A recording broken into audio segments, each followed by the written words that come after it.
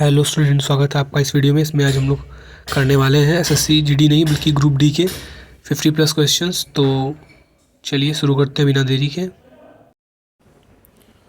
मुगल साम्राज्य के पतन के लिए जागीर संकट के सिद्धांत को प्रतिपादित करने वाले प्रथम इतिहासकार थे सतीश चंद्र जी थे। ठीक है। सुप्रसिद्ध उर्दू शायर मिर्जा गालिब का मूल निवास था आगरा। बंगाल की फैक्ट्री में से एक जो पुर्तगाली द्वारा स्थापित की गई थी वह थी हुगली। उस शासक का नाम बताइए जिसने वास्को डी गामा का कालीकट में स्वागत किया। वो था जमोरिन। वह यूरोपीय समुदाय जिसने भारत के साथ प्रथम व्यापारिक संबंध स्थापित किया था पुर्तगाली था वो। ठीक है। इसके बाद है आपका क्वेश्चन, भारत में पुर्तगाली शक्ति का वास्तविक संस्थापक था अल्बुकर्क था। ठीक है। भारत में मुद्रणालय लाने वाले प्रथम थे पुर्तगाली। बंगाल में डचों द्वारा स्थापित कारखाना था चिंसुरा। वह शासक जिसने ईस्ट इंडिया कंपनी को दीवानी प्रदान की थी वह था आपका शाह आलम द्वितीय। फ्रांसीसी ईस्ट इंडिया कंपनी का निर्माण के शासनकाल में हुआ था। किसके शासनकाल में हुआ था बताइए? लुई 14वां। ठीक है। फिर है लंदन में ब्रिटिश इंडिया कंपनी के गठन के समय भारत का बादशाह था तो वो था आपका अकबर। फिर है ब्रिटिश कंपनियों में से किससे भारत में व्यापार करने का पहला अधिकार पत्र प्राप्त हुआ था? तो इसका नाम देखिए ये है, पढ़िए आप। और इसके बाद हम बात करते हैं मतलब लिवेंट कंपनी। अगला प्रश्न देखिए, असम में सर्वप्रथम चाय कंपनी की स्थापना हुई थी 1839 में हुई थी। इसके आगे देखते हैं आपका स्वायत्त राज्यों का उदय अवध, मैसूर, पंजाब एवं बंगाल, इनसे संबंधित प्रश्न है आपके। ठीक है। Emergence of autonomous states Awadh, Mughal, Punjab. तो इसमें पहला प्रश्न देखिए आपका, बिहार के शासक राजा राम नारायण का दमन करने के लिए क्लाइव व मीर जाफर किसकी अध्यक्षता में एक सेना भेजी ने? तो मेजर कूट की अध्यक्षता में भेजी थी। फिर 1756 में फुल्टा शब्द किस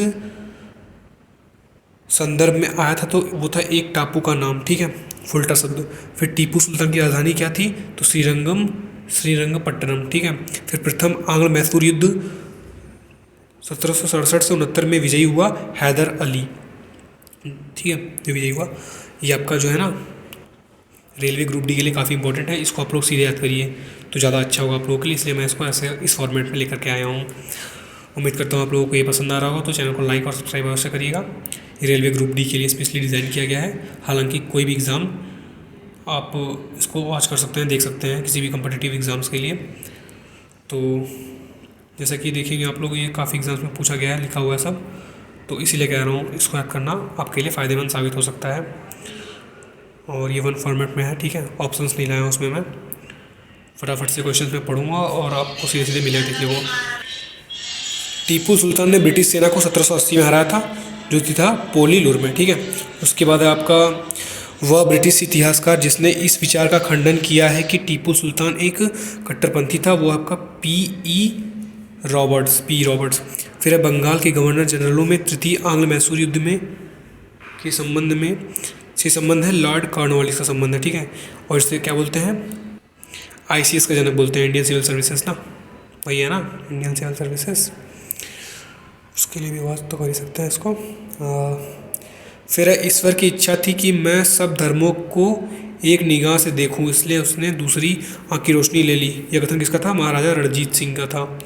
और हॉकी में कप होता है महाराजा रणजीत सिंह गोल्ड कप, और इनके साथ चार्ल्स मेटकाफ ने 1809 में संधि की थी एक तो। ठीक है, ये आपके पंजाब हरियाणा साइड के थे ऐसे ही। और ये सुखचरिया मिसल से बिलोंग करते थे। इन्होंने 12 मिसलों को जोड़ने का काम किया था।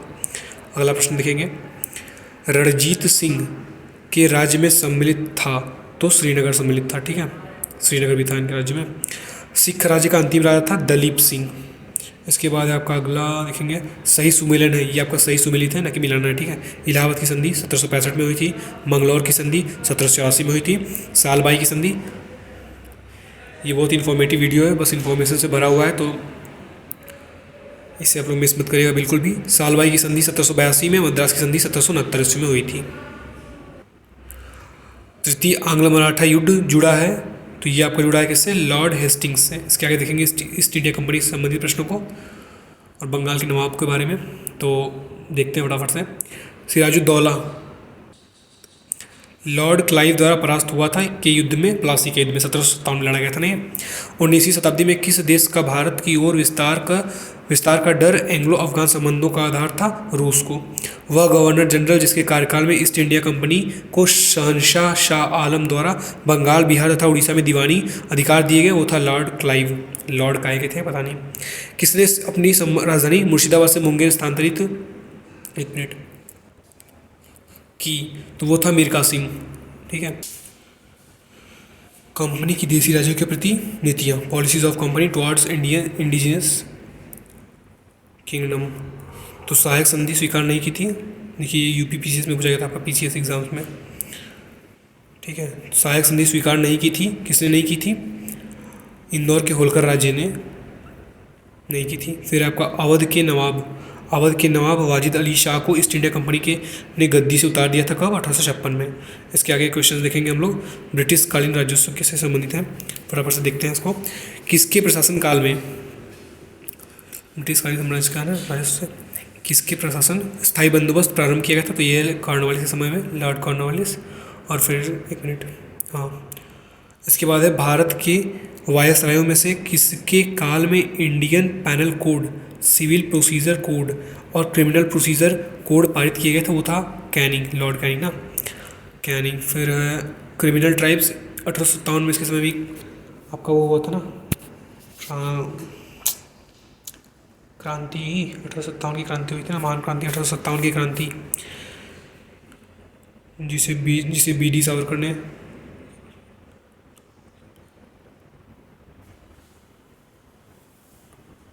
प्रथम स्वतंत्रता संग्राम कहा था। क्रिमिनल ट्राइब्स एक्ट सर्वप्रथम कब अधिनियमित हुआ था, तो 1781 में हुआ था। ठीक है। इसके बाद देखेंगे आगे, भारतीय दुर्भिक्ष संहिता 1883 का निर्माण किस आयोग द्वारा किया गया था, तो था स्ट्रेची आयोग। फिर 18वीं शताब्दी के पूर्वोद्ध में बंगाल से निर्वात होने वाली सबसे महत्वपूर्ण वस्तुएं थी, तो शोरा, कच्चा रेशम, चीनी, अफीम, ये सब है। 1918 में भारतीय उद्योग आयोग के सदस्य के रूप में किसने अपनी रिपोर्ट अलग से प्रस्तुत की थी, तो उस व्यक्ति का नाम है M.R. जयकर। इसके बाद देखेंगे हम लोग 1857 का स्वतंत्रता संग्राम, फ्रीडम स्ट्रगल ऑफ 1857। 1857 के विद्रोह के बारे में सर्वप्रथम इसे भारत की स्वतंत्रता की पहली लड़ाई कहा था वी.डी. सावरकर ने, मैंने बताया था। 1 नवंबर 1858 ईस्वी को महारानी विक्टोरिया का घोषणा पत्र इलाहाबाद में पढ़कर सुनाया था, किसने, लॉर्ड कैनिंग ने। 1857 में किसने इलाहाबाद को आपातकालीन मुख्यालय बनाया था, तो कैनिंग ही था। ठीक है। Mangal Pandey, Lord Canning. मंगल पांडे कहाँ के विप्लव से जुड़े हैं, तो बैरकपुर में ना, वहीं इनको फांसी दिया गया था। तो इसके बाद आगे चीज़ें बढ़ी थी क्रांति के लिए। नाना साहब का कमांडर इन चीफ था कौन, तात्या टोपे जी थे। और फिर है आपका सन 1857 के बरेली विद्रोह का नेता था खान बहादुर। उसके बाद है आपका, फिर आगे देखेंगे, भारत की स्वतंत्रता की पहली लड़ाई 1857 प्रारंभ हुई थी मेरठ से। इलाहाबाद के 1857 के संग्राम का नेता था कौन, मौलवी लियाकत अली।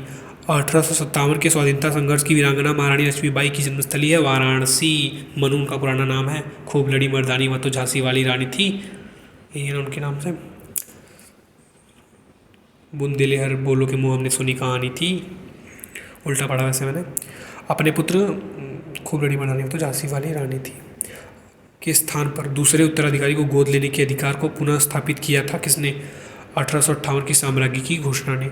फिर आपका प्रश्न है, 1857 की क्रांति से पूर्व ब्रिटिश और भारतीय सेना का देश में अनुपात था कितना, 1:5।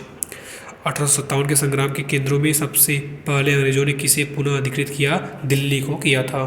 ठीक है। दिल्ली भारत की राजधानी 1912 में बनी थी, 1911 में घोषणा हुई थी बनने की बनेगी, तो इसमें कंफ्यूज नहीं होना आप लोगों को। ठीक है।